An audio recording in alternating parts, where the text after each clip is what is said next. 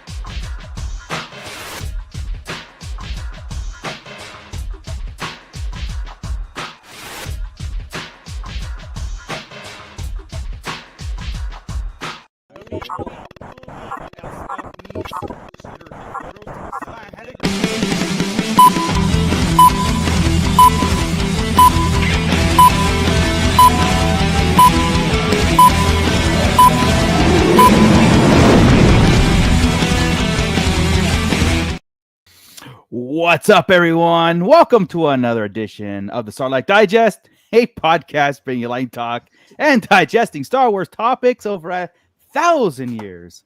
And it sure feels like 1,000 years sometimes, you know. Did today. It did today. Today itself was just 1,000 years long. Yeah, right. Well, this is episode 293, being recorded on February 5th, 2025. I am your host, Darth Moocher. I've got Scott Solo here with me. What's up, nerds? We got Grand Admiral Franz. Hello. No Ernie today. No Ernie. So we could just kind of flow and no backtracking. But he's doing pretty good. It's going to throw me off. Just picking the pieces up like that. It's been fun seeing where his head goes because you never know where his mind is going to. The last one was rad. Yeah, exactly. just comes in. But yeah, so before we get started, of course, if you haven't subscribed, hit subscribe.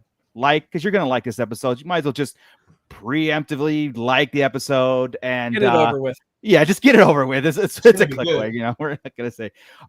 Scott, we have our Shadow Council that needs properly shouted out. And of course, everybody who's anxiously awaiting the pit there. It's all you. Okay. Well, hey, welcome back, everybody, to another fun-loving adventure with the Sarlacc Digest. Brought to you in part by these fine folks right here. That is our Shadow Council. That's AJ from the Forbidden Panel, Brandon and Anya Epler, Brian C., Cliff, Commander Bly, Crystal E., Don the Dad Dorn, Eric Grubb, Gavin Connor from the Holy Hour All Cure podcast, Justin the Vanilla Thunder, Mervine Bolanos, Matt Logic, Mufftack is back, Nicholas Schaefer, Obi-Wan Kenobi, Squeaky Toy, and Ryan and the Star Joes podcast. So if you want to join our Shadow Council, scan that QR code right there, but not on an Apple device because they'll charge you 30% if you use their app. So don't do that. Or just go to patreon.com/Sarlacc Digest podcast and donate $1 or $2. It all goes back into this amazing show. That's right. I said it. It's an amazing show. When we have nothing to talk about, it's extra amazing because we just make it up on the fly. Yes. I love it. And if it's not, we blame Scott. This guy. That's right. Okay. And then we have got Commander Bly with his power of the first. We've got Gordon, who, thanks to Gordon, Moocher now has the chase. Who is it? Is Merrick's Fiend Fighter? The Micro Galaxy. Thanks, Gordon. Thank you so much. Between you and Scott, I get all my toys. That's right. That's right. We've got Don the Dad Dorn. See, whenever he said it was there, I'm like, okay, I'll go pick it up because I know you won't. Well, and it was on my way home from work. Okay, so that's good. We got Rhino Hobbies in there. We've got Santo 1414. We've got Mr. Professor Dr. Basil G. Making things up again. We've got Hal Runner Base. We've got Stu John Jedi, the power of the almost. By that point, it's like 15th. So we've got that going on. Let me see who else we got. Scrolling. We got Matt Logic 44. We've got Trevor Ritchie. And that's it so far. So, if you're in there watching, just give us a shout and we'll give you a shout. That's how it works. It's just this mutual shout out love fest. It's amazing. It is. That's what it is. Hal Runner. I mean, like Gordon just popped in our IG. That's why it's so important to get on the socials and interact with everybody because we get to find chase figures. But that it was a rare chase, 1 in 5,000. So it was 5, the actual. There were 2 of them right there. Nice. That's a chase. Yeah. It's not even one a case. That's too bad. It's a crappy figure and chip. It's a pretty cool ship. It's pretty cool. There it goes, Chris. Wow. But I mean that's cool. I'm all in on those Micro Galaxy squadrons. Like all in. It's getting crazy. It's getting crazy. Oh, look, it's Bane. Hey, this is Captain Squeaky Toy back here, and he was eating my Sarlacc from You can't do that. Edge. No, you can't. No, can't. Bane. No. So if you hear the Squeaky Toy, it's Jackass here, and that's funny. That's funny. I want to hold it. Oh, he's so cute. Yeah, so cute. Tilly eats Rex. I'm keeping it. I have the Hera X-wing. Yes, thank you, Scott. To Scott for that one too. So, I found all of his chases for him except for this one, which Gordon found. So, thanks, Gordon. Yeah, thank you very much. Well, Star Wars, guys. So, what do you guys want to talk about? I mean, like, there's not a lot, but it's funny because like there is a lot coming, but there's not at the same time. Like we are in the news of Andor, we are 76 days away from Andor, right? Ooh. So that's not. I mean, it's in April 22nd. It's going around the same time that Celebration is. So there's a lot of buzz around Celebration. There's Celebration Japan. They're starting to line up some actors. I think Oscar Isaac was just confirmed that he's going. Of course, all the normal players and all that stuff. And it's cool that this is going to coincide with Andor season 2. Mm-hmm. And you know what? I know Chris has his it's not his favorite, but he does enjoy. I know you enjoy it. You like it. For what it is, right? But I'm actually really excited, and not just because I love the Andor and Rogue One, that whole just cinematography and everybody's involved in that. But I'm kind of excited in the way that how they're handling season 2. Every 3 episodes in a year, it's like blocks of these things leading up to the opening of Rogue One. And I actually was thinking about this today because there's just been talk again, Obi-Wan 2, Skeleton Crew 2, all that stuff, and having those things in the air, it's starting to bother me about these unknowns. And having a season like Andor, like that's it, we're done after this. We're cool, and we're gonna move. I like that as a fan to be like, all right, we're gonna have a definitive series, or it's done, and we're moving on to something else rather than the speculation. And then what can season 3 be about? Season 4, and then like goes into this obscure roller coaster ride that eventually people will lose their crap about, right? So it's almost like I feel inevitable. Like it's gonna end on a high note, meaning just how enjoyable Andor is. You know what I mean? Which is what I think that's how the approach to Star Wars should be. And I think this one's going to take us more into the aliens, more into, we're going to get K2, a little more Empire, right? I mean, I think it's going to get a little bit better. We're going to get off of the one planet and the prison planet. I mean, it's going to widen. We're going to probably see Inquisitors, all sorts of shit happening in here. A good chance of Hera and the Ghost crew that's around. Yeah, there's a chance. Yeah.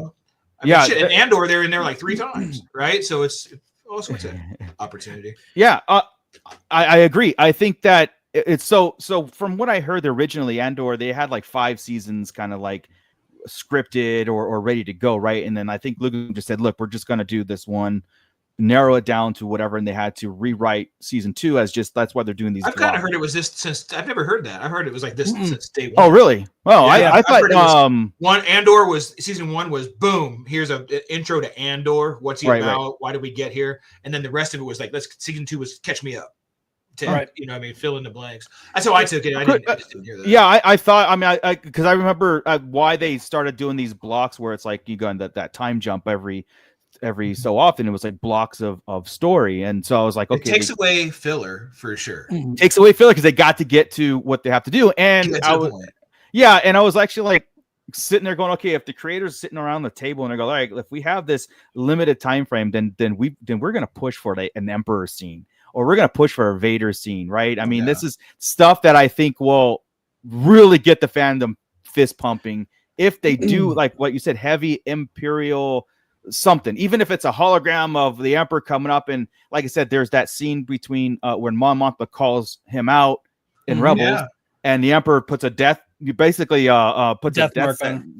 on her. I want to see that happen in Andor live action. And wasn't Saw was confirmed, right? Yes. So I mean, that kind of plays into that same. It does, and it happens in Rebels around 3 years before. I think is it 2 or 3 years before A New Hope. So I mean, it's square right here in the middle of this season of Andor, because doesn't it take place over 5 years? Yeah, at least 5. Like every arc is a year. Yeah, 4 or 5. It's either that, either season 1 was year 1, and these are 2, 3, 4. 5, right? Yeah, I think that might be it, or this is. I think you're right. Yeah, one of those two. It's something like that. But yeah, you're right. It'll be smack in the middle of there. Yeah, and I mean, there is, since they are the Ghost crew are the ones that rescued her and brought her to the Yavin 4.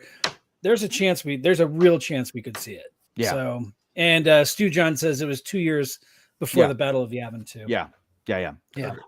He's also makes a whole thing more meaningful. That it has to make a point, and that's where I was kind of like sitting back going like, Andor's coming, and I'm like, wait a second, it's like this is the Andor, so they should really hit us, because that's all we have this year. What are they gonna do? Kill everybody? I mean, no. That's how Rogue One was. Meaning those moments, right? Like there's fan service. You got to get deep in the Empire. You can't be playing around with Fight the Empire. You got to. You got to be in there. I know that there's gonna be some Mon Mothma stuff, and I know. Oh, that's okay. Mon Mothma needs to be in it. They need to fix it. They need to make her tougher. Honest to God, you just fix her character a little bit because she pisses me off. Well, she's gonna have that the Emperor moment when she goes in front of the Senate and accuses the. I mean, that's. But I need that instead of the pussyfooting around. But she does that post and pre. You know what I mean? So just make her cool this time. That's all. I want to root for Mon Mothma once. I know. I think we're gonna see like the end of some of these side characters. That we're gonna see the end of probably Bix and we're gonna see Linus, Dedra. I don't know if Linus is gonna even be in. We have to. He needs to come in. He should be. What's the kid though? The Imperial. I forget his name right off the top of my head. I don't know. I forgot his name too. Oh my God. Yeah. Chris, you've watched it several times, right? We don't even have a figure of him. Andor twice. One of them was recent though, but I don't remember the names. Yeah. So he's got to go. We've got. God, see, I'm terrible with names in this show, and that sucks. The Thing, is he still alive? Which one? The character that plays the thing. He's already dead, right? Yeah, he died. Yeah, yeah. He's the one who betrayed Andor at that. Oh, that's right. He ended up betraying him. Yeah. Let me see. We've got Luthen. Luthen's got to go. Yes. Yeah. Luthen's got to go. And Krennic's in it, so we know Krennic is coming in. But Cyril is the name of the other guy. Hopefully Cyril goes by pushing his mom off a. How do we forget Cyril when his whole thing was about the cereal? It should just flow. Cereal. Yeah. Well, but Vel, I'm sure Vel has got to go. That's Mon Mothma's sister. We've got. There is reports that Andy Serkis is supposed to be coming back. There is. Yeah. You would think.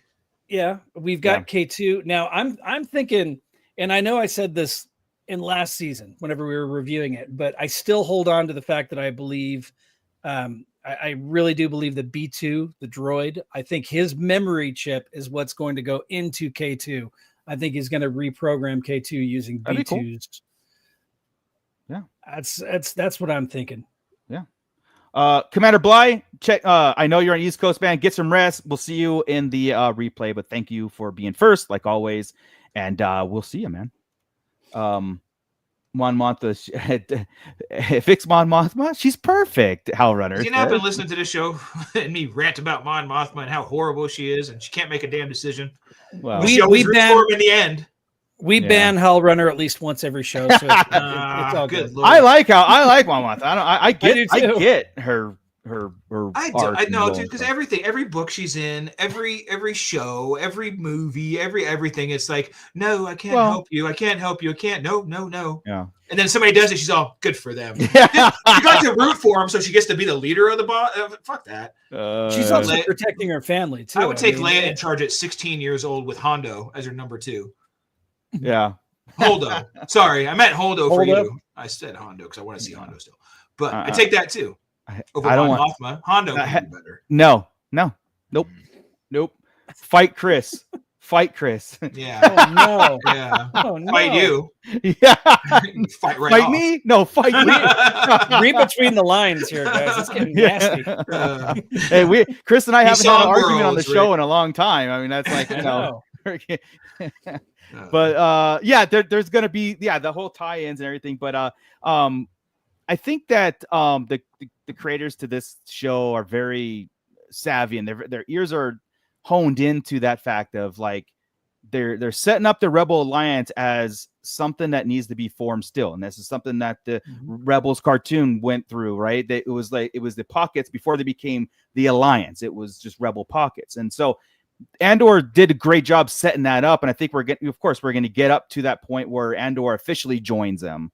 Mothma's officially, says her stuff, gets outcasted by the Emperor himself, and so it'd be kind of cool to see this happen on screen, just to get us to be like, like I said, the Andor does a very good job at showing the oppression of the Empire, and it shows the very good underground organization of Luthen and the Rebels and like them forming. And I think that's why I like it so much, because when we get into some talk a little later today about the politicalness of Star Wars, I think Andor does it so good, because it's not just like there's that cutscene in episode 3 when you guys remember where they had the Bail Organa sitting there and they're like, we're going to form the Alliance too. What about? And it was like, that's too cookie cutter. That's too clean. It's not messy.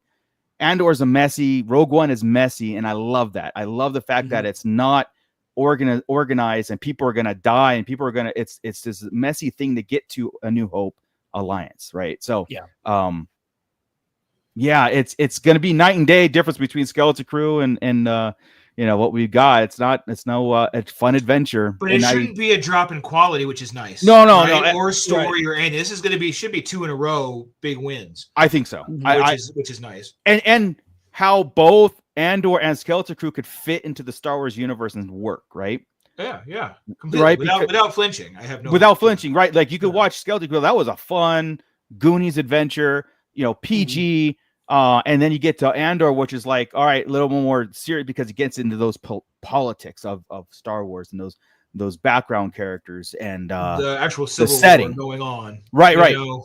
It is a time of civil war. That first line in the crawl of A New Hope. This is my favorite time of Star Wars anyway, where there's no Jedi, but they're the notions of them. We see Luke. That's what you think. Well, yeah, I know, and that's why it's like that when we sit talk there about running it, the galaxy, right? For 15 years. Yeah, it's just one of those things. You get thrusted to a story, and it puts you into the danger zone first, and then you crawl yourself out of it. So, that's why I'm kind of looking forward to it. Like big time, and I'm also happy that it is ending too. Quicker the better, man. I like Kenobi, one and done. Yeah. Fett, one and done. Let's do it like that. They should be better about it, though. I just watched. I just started watching True Detective. Have you guys watched that by chance? No. And season 1 is magnificent. That's the only one I've gotten through yet. That's why I wanted to watch, because I heard it was. Anyway, season 1's a set of actors, and they do a story. Season 2 is a whole nother set of actors, and they do a story. Season 3 again, and season 4 again. Just do a Star Wars show like that. Like Star Wars. This season is this. This season is this. That's what. Just keep going forever. That's what my overall treatment for Star Wars was as a Disney Plus show. Just you title it Star Wars, and you have the Book of Fett in there, right? As 2-3 episodes. That's it. You have Kenobi as 2-3 episodes. And and before every one, you can do the timeline, right? Yes. The timeline, and then you move it around. Be like, whoa, boom, we're here today. And here's your season, and we play through. I'm like, why would that be? It's like a 3PO as a narrator. That would be so good. That'd be great. But it's like a comic book right? You get your story arcs, and then it moves on. The old Star Wars comic that started Ki-Adi-Mundi was a lot like that back in the day, right? You had little arcs, and then it would go from Ki-Adi-Mundi to I like that. I really do. I think that would be a great future of Star Wars. Just a whole live season, action media. A whole season of a story, and then that one's done. And then a couple seasons later, if they happen to cross, right, even better. Like even if they go honestly, even if it goes from like animation to live action like that too. Oh, dude, it's great. Like the actors built. Yeah. Do bounty hunters? Yeah, I think we do need to delve into bounty hunters, which I think Boba Fett failed in that. Notion bounty hunters could work like Andor season 2, where you go 3 episodes on Andor, 3 episodes on IG-88, but it all culminates at the end. That's the problem, though, is they're still scared for some reason of the Empire Strikes Back bounty hunters. They don't go back to them. We got a little bit of they put their own Forlom is Forlom, whatever. It's their Disney characters, like the Rebel crew is the original trilogy characters, and Mando is the new Fett, really. Yeah, this Fett is not Lucasfilm Fett. This Fett is Disney Fett. Yeah. Basil, anthology seasons. I think that is a great idea to do. Darth Paz, hey, what's up, man? Hell yeah, man. Andor season 2. Yeah, it's. I am marinating this, and I am going to rewatch Andor season 1, and I've done it before, and I really get into it. Like, it's not. See, Andor's to me is not a show I put on in the background. It's like one of those things where I got to sit and watch. You got to watch it, and it's because I want to. It's not because I just need, like Boba Fett. I could get everything that's going on in my head, even in the background, right? Andor, it's something different. Because it wasn't that deep.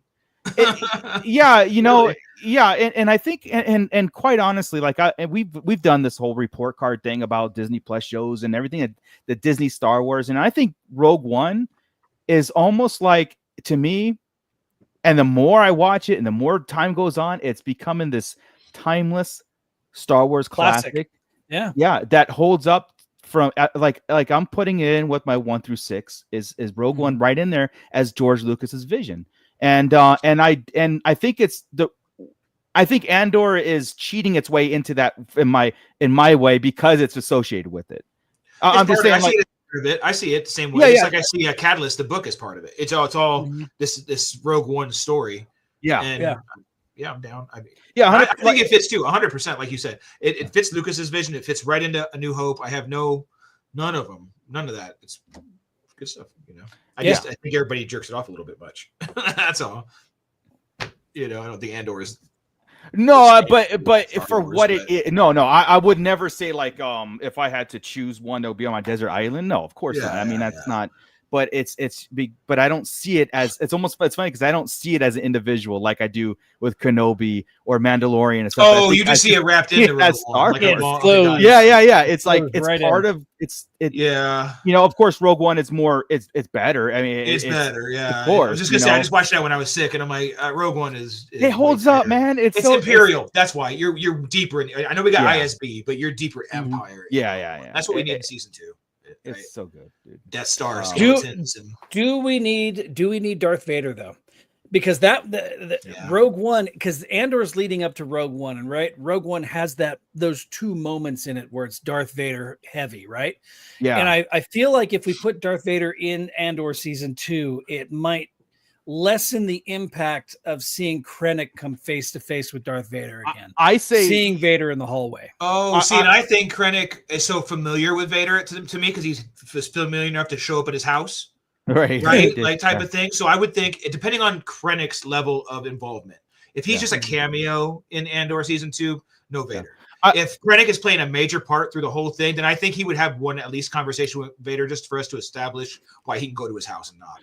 But there is also an interesting dialogue between Krennic and Vader in Rogue One about I delivered the Emperor's weapon as promised, and I should have credit. You know what I mean? So there is this. I want that scene. Yeah. I want him in front of the Emperor. Yeah. Maybe even in like a conference room, like they have the table in A New Hope on the Death Star, right? If they have it kind of functional, and he's at the head of the table, Vader standing behind him, and Krennic's. Yeah, I want that. Yeah. Like I said, and I agree with the chat, and they're saying no Vader, right? And again, and I think it's for the reasons what Scott said. When you have Rogue One, he's such a menacing presence. He's not just a cameo in Rogue One. He actually does stuff, and he's got the greatest scene probably ever in Star Wars history.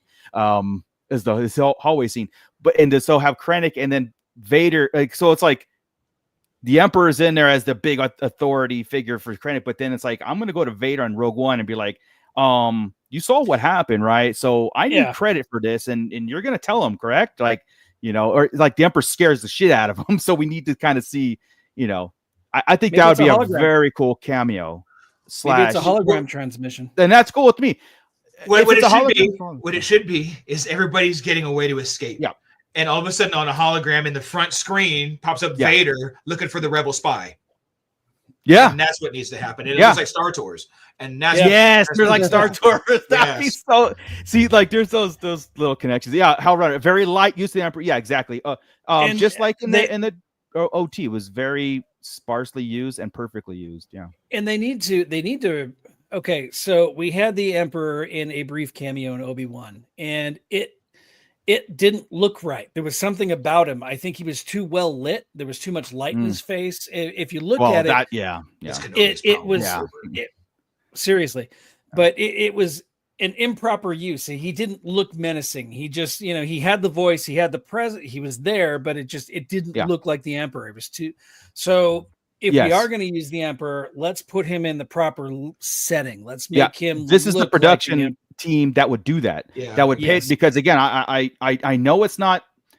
I know it's Tony Gilroy producing, and he's not direct. What's his name's not directing. I don't think. Oh God, what was the director's name? I forgot his name already, but what is it with names today? Right here. Yeah, it's Wednesday. But I know Tony Gilroy, but he's involved in it. But also, he's also that type of guy. Is like if I'm putting my stamp of approval on it, I'm going to make sure people know it's mine, right? So and he's that kind of visionary, and I think it shows through. And so, you're talking Gareth Edwards. Is that Gareth Edwards? Thank you. Yeah, Gareth Edwards is. I don't think he's involved in Andor. But Tony Gilroy is, and I say put those two in charge of Star Wars in general, because imagine, we said it so many times, imagine a saber duel with those two dudes and like Andor style. Like imagine like Chris mentions the magic of Star. Imagine the Force, with that quality, Andor style, right? Yeah. And what's so funny? It's like we talk Andor so much, but not with Cassian. We don't talk Cassian at all. Like Cassian means that shit to me, dude. That's what's hilarious because Cassian doesn't even get credit in the books, right? No. He's the one that says rebellions. What is it about hope? Like rebellion, survive on hope, or live on hope, or built on hope. That's right. Yeah. In every book you read, it's all about Jyn and rebellions are built on hope. I'm like, Cassian told her that. It's like nothing. Cassian's peace. He's nothing there. Everything around Cassian's awesome. Everything around Cassian, because again, we seen his childhood, we seen him everything go forward, and we don't talk about him. You know why? Because I think it's straightforward. I think it is really straightforward, and there's really no mystery behind it. Yeah. He's the centerpiece where everything else just kind of revolves, and everything that revolves around him are the epic things, right? Yeah. Cassian is not the epic thing, but the fall of the, that's right. The building of the Rebel Alliance and all that's epic. So and from on his point of view, that's great. That's a great way to say it. Yeah, it's just centered around him. It's just So it's just funny how like we talk about Andor, but we don't talk Andor. No.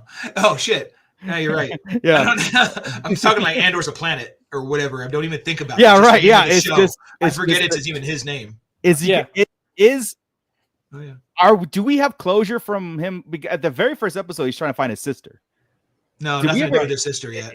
Do we have any closure on that at all? Like, or is that? No, we have not. Okay, it's Jyn. It's Star Wars. It's not even possible. But well, they didn't kiss; they just embraced at the end. That's true. That's true. So it can't be brother and sister.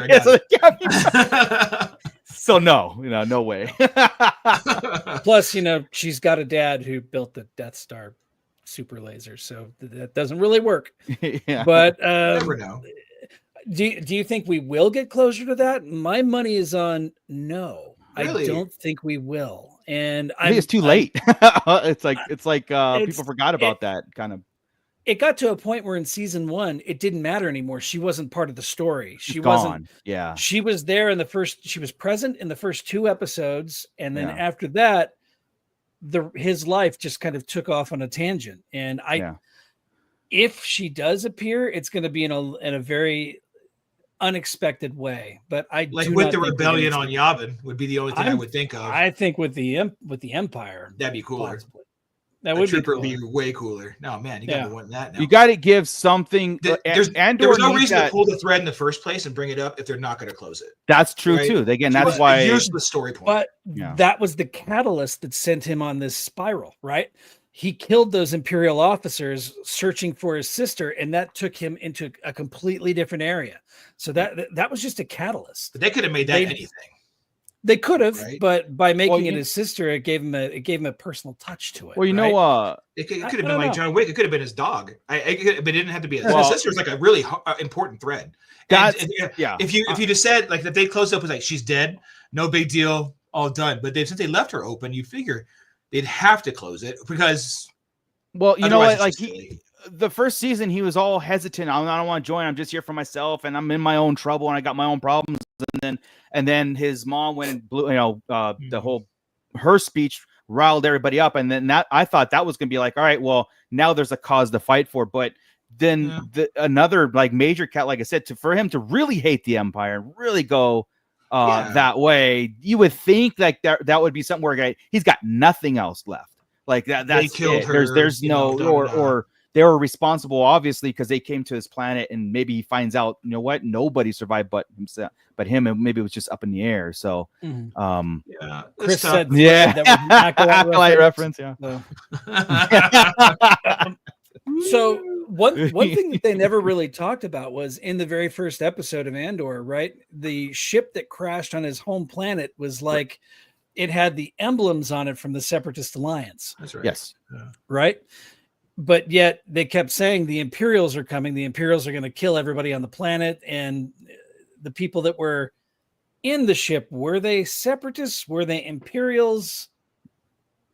They never really because delved into that either. What's her name? His mom, the one that rescued him from the planet. They were scavenging those, and she was the one who brought the whole like Empire.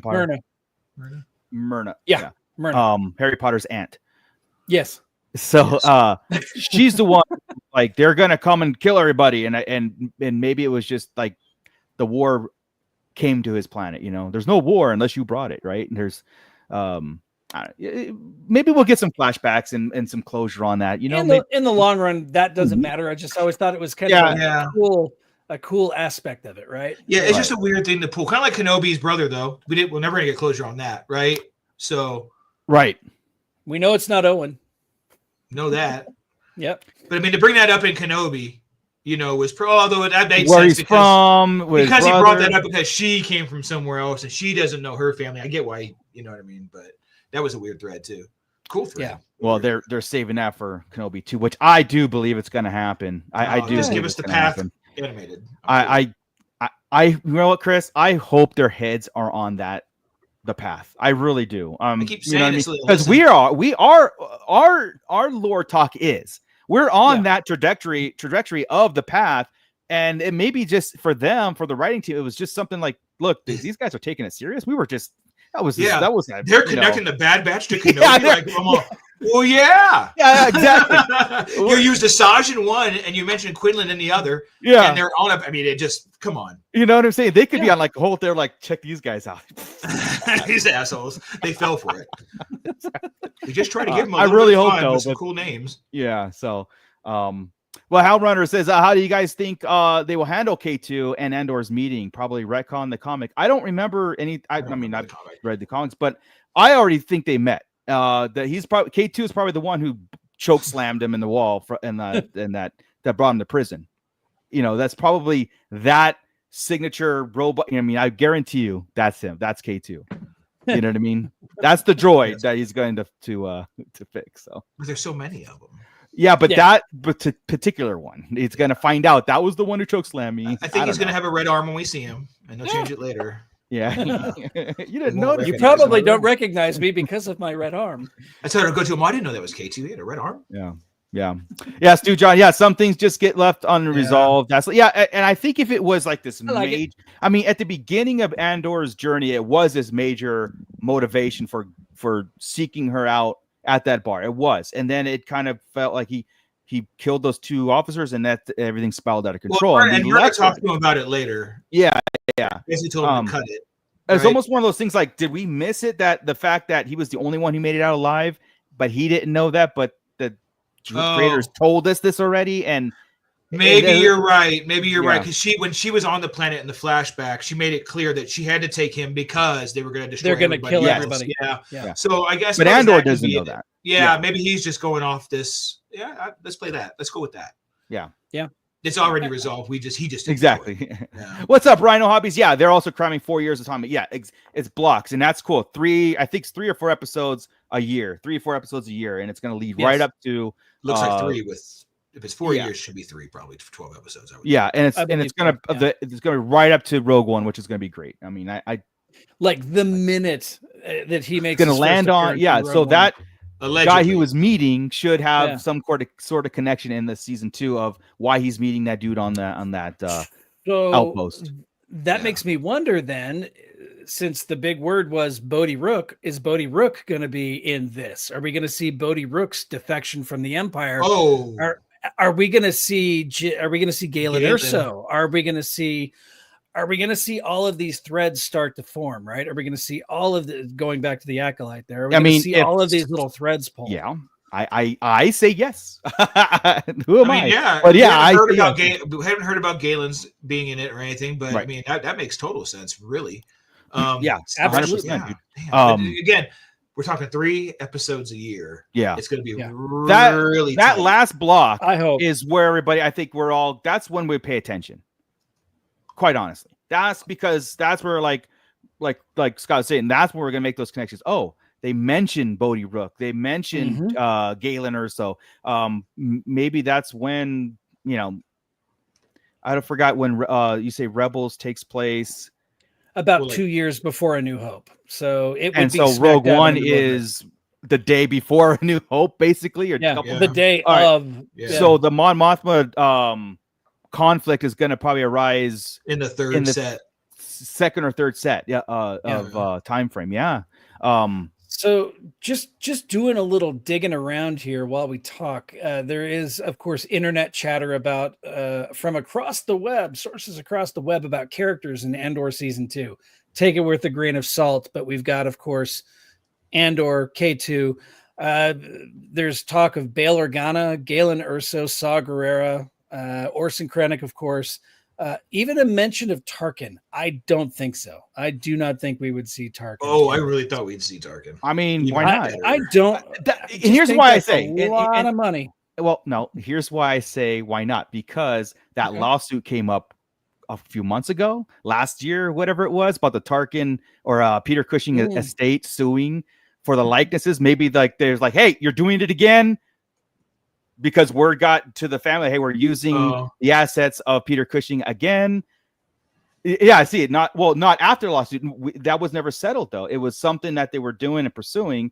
But I think George Lucas had that pretty much, solidified when people sign on to do his movies. It's like you kind of sign the likenesses away. Yeah, and so Disney took full advantage of that. And like I said, why would that? And we questioned why now? Why would that come up? A few months ago when we were talking about that, when that lawsuit came up, and I think we did mention something like maybe you're using Tarkin and Peter Cushing's likeness again in Rogue One. I think it came up when James Earl Jones died because of that. When he signed off, use it for a lifetime, use my voice, my likeness, and everything.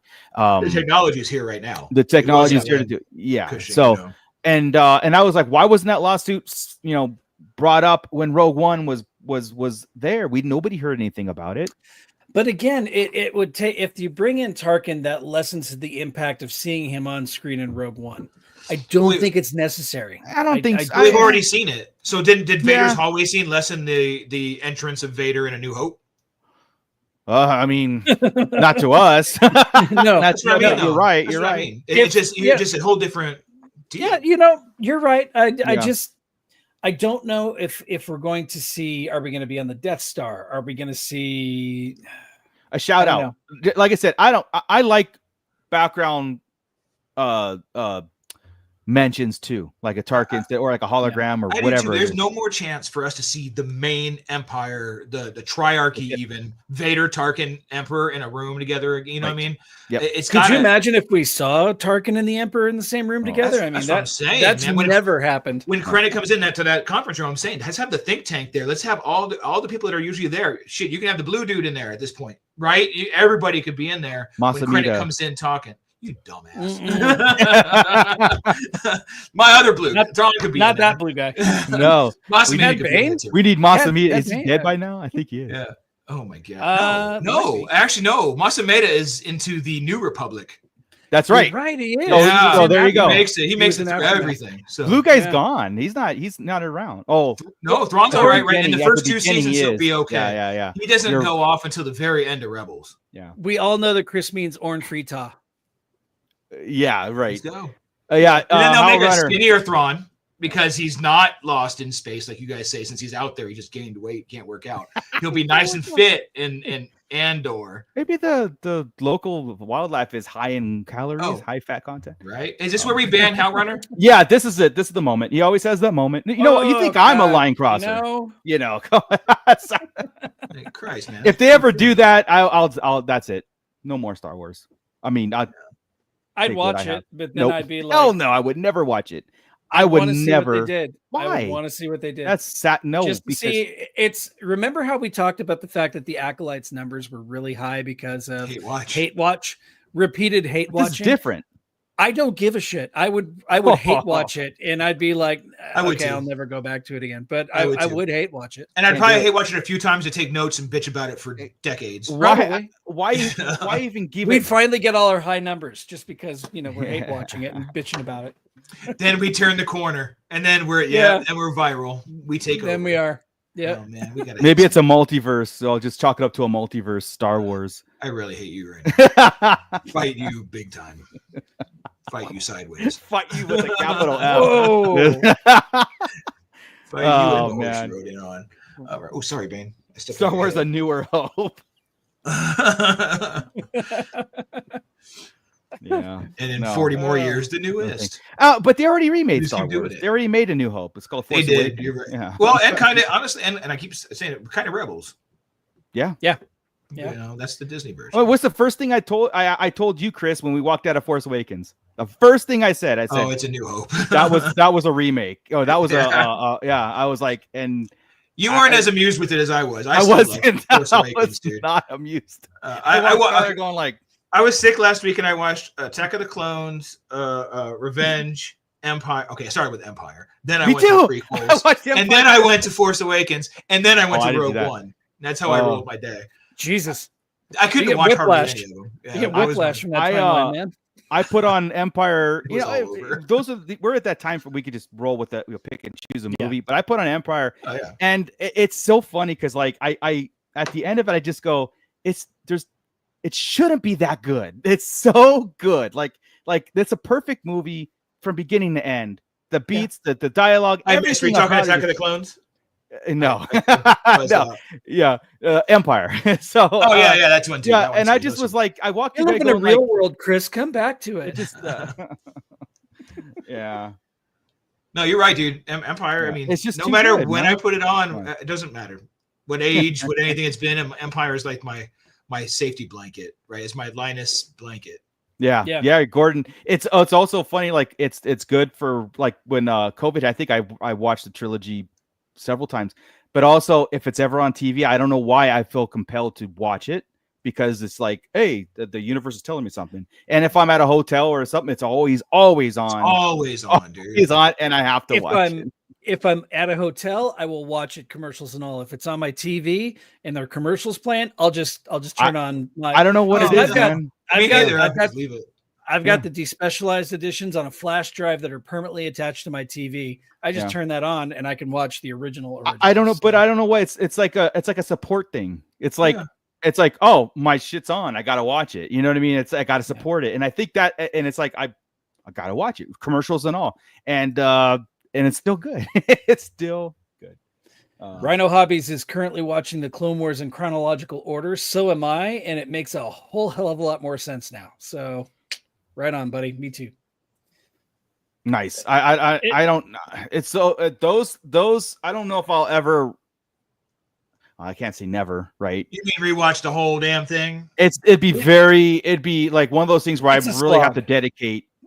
Like I'd arc my head around it. I would arc it when I do it again. I'll hit certain arcs, and usually it's like when a show comes on, right? Like so when we get next to Ahsoka 2, I'm probably going to watch the Mortis arc, go through all that, anything, probably some major Ahsoka stuff, and then Mortis because it's still like you still have to analyze it still, right? The Mortis has a lot to look at because we're going to get a lot of hints in there, and we'll have to watch it in Ahsoka. And then of course Clone Wars season 7, I will watch that.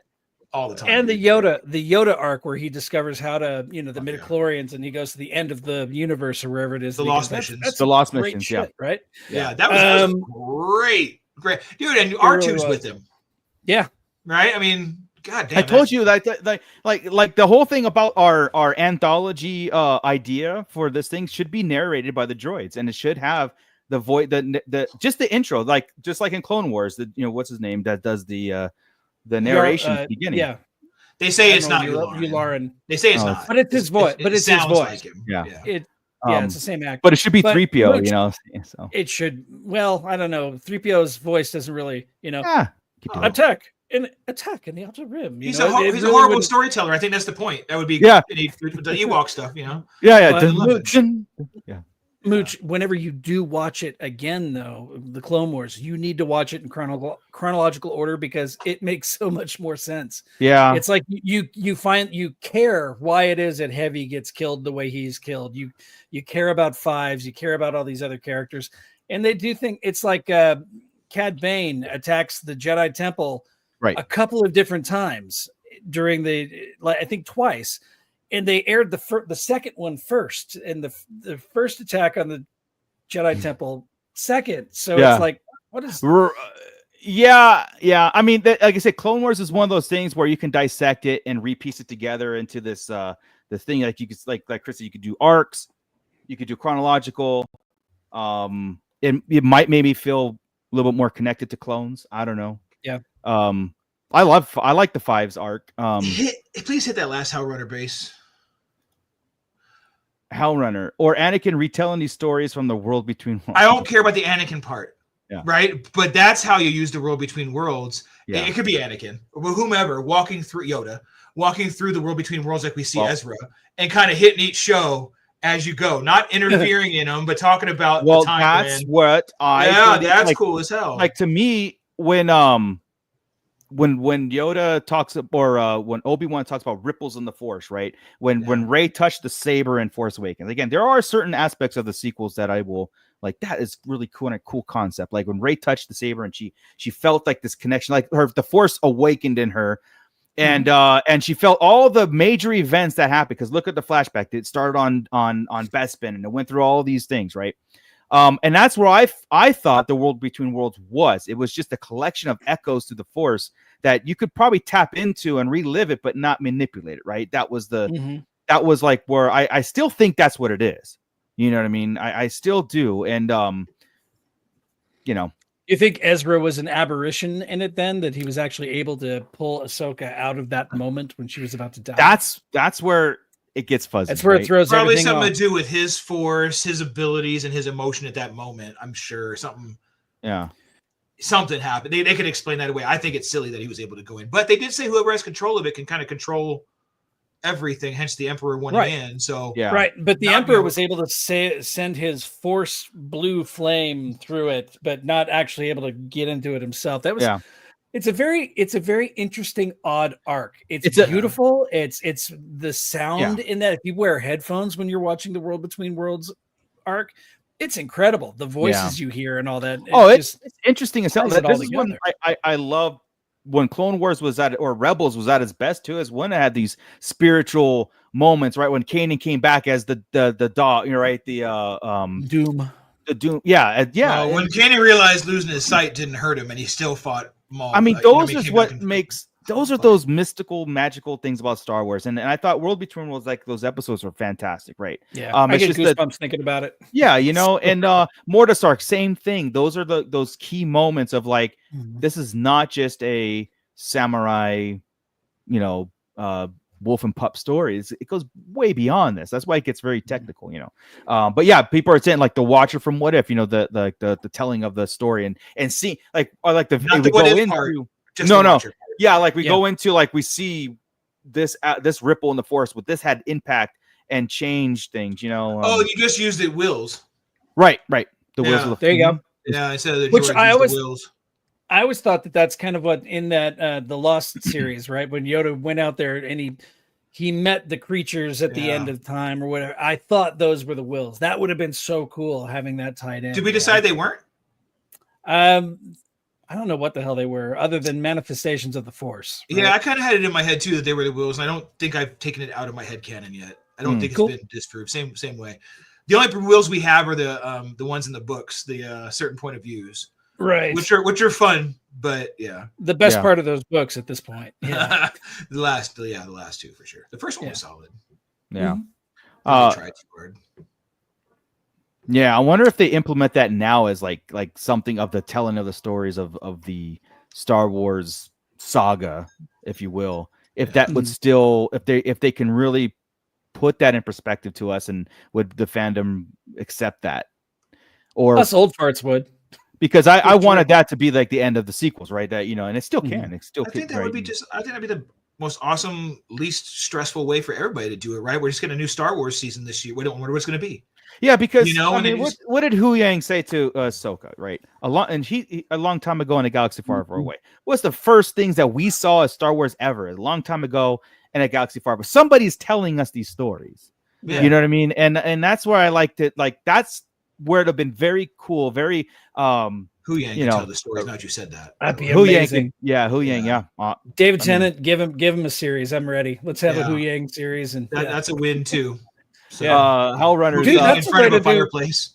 That's the way to do an animated series too. Hu Yang telling the anthology series, right? Yeah. You could delve way into the past. So especially Jedi stuff, right? Tales of the Jedi. Oh, he should be the leader of the Tales of the Jedi, since he knows every saber and he's made every Jedi saber in that for thousands of years. He's they're really missing some shit, right? That's what I'm saying. The story group is doing one thing, and we're like going off page, we're going off script, and it's whole other direction it's making sense. It's making sense, like the path and all this stuff, and the Hell Runner and Morai. It turns out that we're listening to the Owl the whole time. I'm really excited for. I was gonna go off on Ahsoka too, because I'm like really anxious to see that carry on, and me too, with the Owl and stuff.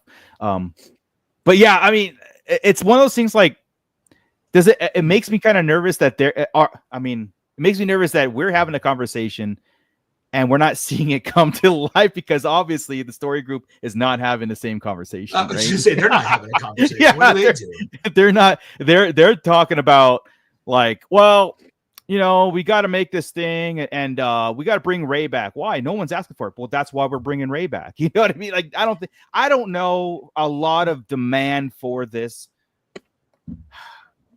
story group going forward after the sequels. I mean, I think it's all because they've attached a new writer to the Rey movie, right? And this is why I've got the quote. Do you want me to bring up the quote? Yeah, so go for it. Sure. And the whole thing about 2 weeks ago when we talked about Ryan Gosling and why the Rey movie has been pushed to the forefront is because Ryan Gosling's, there's again rumored and he made himself known he's available. They attached George Nolfi to the writing the script, right? And his quote is like, you guys can read it. You want me to read? No, it's okay. But the key point is taken away is that he mentioned George Lucas.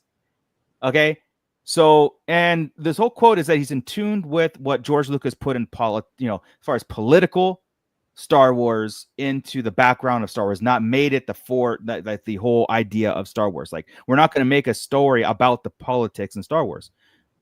We're going to make it the background, and we're going to pull from oppressive known stuff that's happened here on Earth, right? So I think that's a smart way of approaching it, and to be like, George Lucas thought this way. This writer's going to think this way, and does Filoni think this way? I think Filoni does, sure, but he's also in that position of like, he's not an independent like George Lucas was, right? So George Filoni can't tell these people to F off like Lucas did, right? Yeah, right. So even if Filoni has this mindset of like, well, these are the beats that we have to hit, there might be some pushback and there might be some of those things that get thrown in the mix, but at least this George Nolfi, at least he's recognizing right off the bat of how is he approaching this Dawn of the Jedi or New Jedi Order era, right? That puts me at ease a little bit, But you're also right, though. I mean, is this a story that needs to be told? Is moving forward the direction we need to go in? It always seems like when there's pushback, they run through that pushback, right? Yeah, I don't see because everybody, as far I've already seen it, and I was gonna get on this soapbox rant and this dude's like nothing has been mentioned or everything is just kind of speculation out there. It's like in this cloud, and everybody's already saying it's going to be the worst Star Wars ever. It's going to be bad, and no one's care. And it's like if you see that, why run towards that, right? Yeah. I mean, how many times have we heard we've got the best story script ever sitting here, and you're going to see it, and then we watch Last Jedi, we watched Rise, and we're like, well, where was the best? Like, what happened? So we can't trust that sentiment anymore. Yeah. Yeah. There's part of the great thing about, because I did enjoy parts of the sequels. I enjoyed parts of the sequels, right? Those parts were usually the interactions between Rey and whoever she was pitted against. Yeah, Rey's good. Kylo or Luke or Han. She was a great foil to all of those characters, right? But we've removed all those pieces from the chessboard now, and we're stuck with Rey in the future. The Sith are gone. What are we doing? Well, that's why this story, Kylo to me was the great one in the whole sequels, and he's gone. Oh, absolutely. It's like absolutely, and that's why this quote was saying like how George Lucas put the political conflict as a setting for Star Wars. And so he's going to approach this Rey movie as that same kind of approach. And I'm like, but we did that. Yeah. It's been done. Yeah, we did that. The First Order kind of was trying to do that again. We got rid of that. Are you doing it? Are we on this rinse and repeat? Yeah, cycle? Probably, because that's how Civil War goes, or it's not Star Wars if there's not a war going on. Right. Well, that's why. You don't need a civil war, though. I mean, it could be other skirmishes, and that's part of what the High Republic. Some of those High Republic books aren't like an intergalactic war; it's a war between two planets happening. It doesn't have to be this grand thing, right? It's that's called that's why it was the Galactic Civil War, right? And right. But I always believe that, like, I mean, Return of the Jedi should have been and they live happily ever after the end. Mm-hmm. And then everything before that, I mean, you got 30,000 years that you have, and you have the lead up to the Sith Empire and all these things that can lead up to that. And then when you hit Return of the Jedi and when those credits roll, that's it, man. Galaxy's at peace. We don't need another conflict. And because again, you're on rinse repeat. I had this conversation a long time ago. Yeah. A long time ago, before the sequel, when the sequels were first announced, so like 2015, 2016, I remember talking to somebody and saying, like, well, what could possibly be the conflict? And in my mind, it was like, well, you have the Heir of the Empire, the Thrawn trilogy, you have remnants of the Empire and stuff, and they kind of did almost the rinse and repeat, but in a cooler way. So yeah, I don't know. I don't know. Star Peace is, well, that's again, Star Wars is the setting of what the Return of the Jedi led up to, and so leave it at that. And that's where now EU Old Republic was rinse and repeat, but in the past. Right? I mean, really, it was we had the same empire, the same. It always we might have progressed. It progressed. There was a Chancellor Valorum, dude. There was always what you're saying. There was always conflict. Yes, no, there was a Chancellor Valorum in the Old Republic and in the regular Republic. No, in the old EU stuff, there was councils, right? It wasn't like a Senate. It was Jedi Council and Sith Council, and Sith Empire had its own government, and then the Republic had its own government, and they had conflict. And when the Sith, like the Sith users came back, that's when the sacking of Coruscant happened, and things progressed. Meaning Coruscant was still a republic. It wasn't just the Jedi. There was a right. But I'm saying the progression leading up to the Galactic Civil War had where the Sith was at the peak, and then you saw them dwindle down. They had their Sith Civil War, and then they had the Rule of Two, and everything progressed into this. Oh, I get that there are things to make things happen on the side, but all in all, it's the same. Yeah, there's thing. always there was always conflict. Yeah, there was never but it just the way it came about. Like I said, the First Order was like a carbon copy of the Galactic Empire with kids at the helm and somebody leading it. We don't know. Some super weapons. Yeah. Stu John right here. Stu John says the Yuuzhan Vong War, Darth Krayt. You know what? If they would go that route, it would be great. But they're not going to go that route. They've already proven that they might take aspects of that and put it out there, but we're not going to see a full-on Yuuzhan Vong. I don't think we're going to see, at least not in the.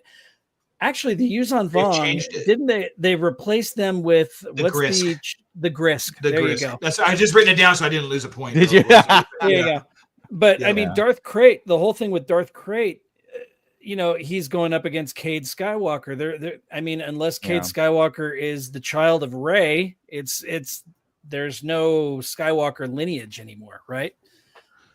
Yeah, they really like I said, they're really Rey. She's but she gave herself that name.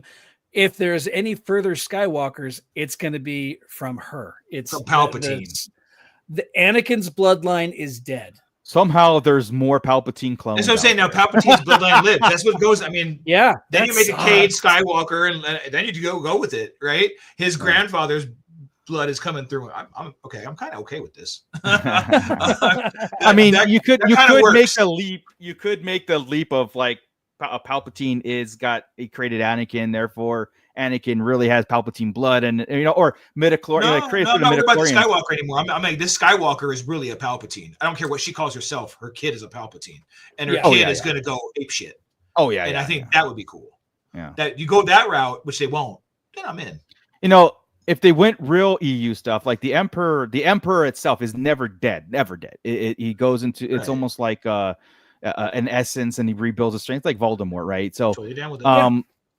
Yeah, and what he did in Rise of Skywalker, but it just at the last minute. That's the essence transfer. That's what it's supposed to be. That's even how the Bane set ended, right? We don't even know if Bane lived or not, really. Right. We don't know if that was Xana. Was it really Xana or him? Yeah. That was a cool way to end that one. Yeah. It was. But the problem is the way they did it, Rise of Skywalker, it just was rushed. Yeah. It didn't feel like it fit the whole. Yeah, I don't think they didn't know what a long-term plan was. And again, it's just kind of funny to see them really struggling to like writer leaves, they're getting a writer after they're like they're really pushing this, and you already see it out there. Like I know that they could put it out there and it might be good and we can all enjoy it, but they're really pushing this avenue too, like they're really wanting to fit it or continue the story or the stories after the sequels. They're really wanting to do it, even knowing that everybody's already condemned the movie. Like it's already doomed before it's which is depressing. There's an icky girl in the lead role. We can't have icky girls in the lead role anymore. Yeah, Jen. Ahsoka. But they killed, it's like Ahsoka. Yeah, exactly. I'm being facetious. I know.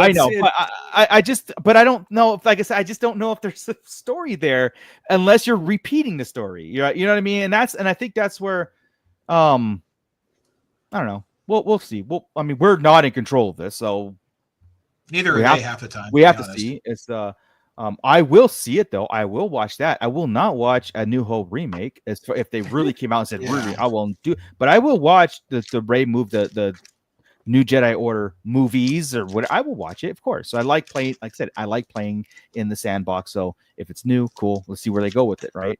I still want to see Ancient Times. I want to see Old Republic. I do too, man. We're getting Dawn of the Jedi, but they need to focus. Damn it, they need to focus on finishing the Disney Plus stories. You know, the Mandalorian and the Ahsoka and all that. They need to finish that, and then pick a freaking direction. Yeah, because you're just gonna confuse people. They're gonna be like, "Wait a minute, I thought I was here to see Rey. Who's this ancient guy with a broadword?" It's and it may be clear to us, but it's not going to be clear to everybody, right? Yeah, it turns into a multiverse for them. Yeah. Look what they're doing though. I mean, they're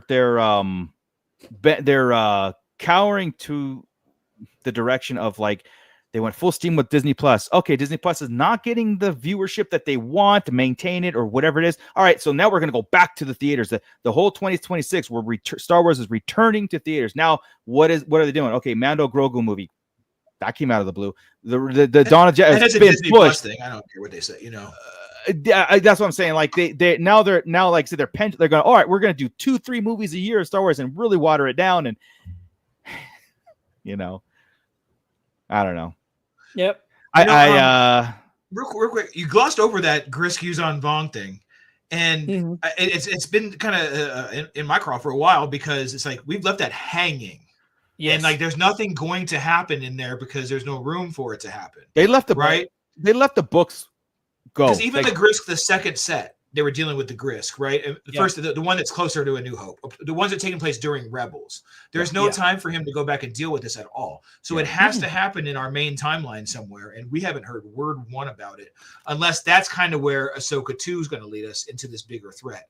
Maybe Thrawn is pulling together. We never really talk about that. We think it's remnants of the Empire, but he could be pulling in Grisk shit or going to fight. I don't know. That's where I think it should go. Yeah. Could you imagine though? Okay, so say they just ignore the Grisk, just find the Grisk. What if off camera the Chiss Empire has beat the Grisk, right? And the Chiss Empire end up being the threat in the new Jedi Order with Rey, right?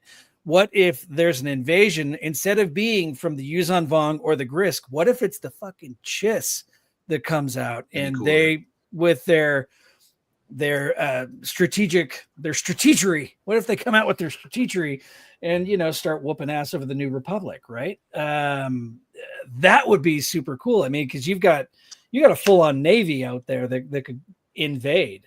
Mm-hmm. They're I don't know. I'm throwing spaghetti at the wall. Only because they left so much hanging there. And when we started the story group and started with these books in 2016 or whatever, right? It was supposed to all be very tight.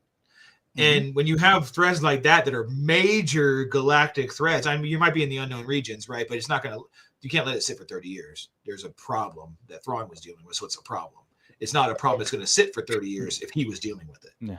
Right. You know, but maybe the culmination of that is that, what leads up to the new Jedi Order. Yeah. Or the Grisk take over the Chiss. Because the Grisk, the thing with the Grisk was they were manipulating, kind of like the Vong, right? The Vong took them over mentally, didn't they? Like forced them.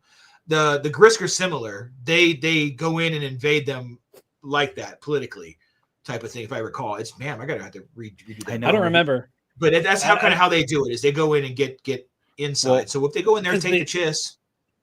Yeah, the Yuuzhan Vong, they were just a full-on blitz. They just came in and terraformed a bunch of worlds, right? I mean, they just came in like a bulldozer and just started running rampant, dropping planets on Chewies and stuff. So it's can't be having that. They do. I know.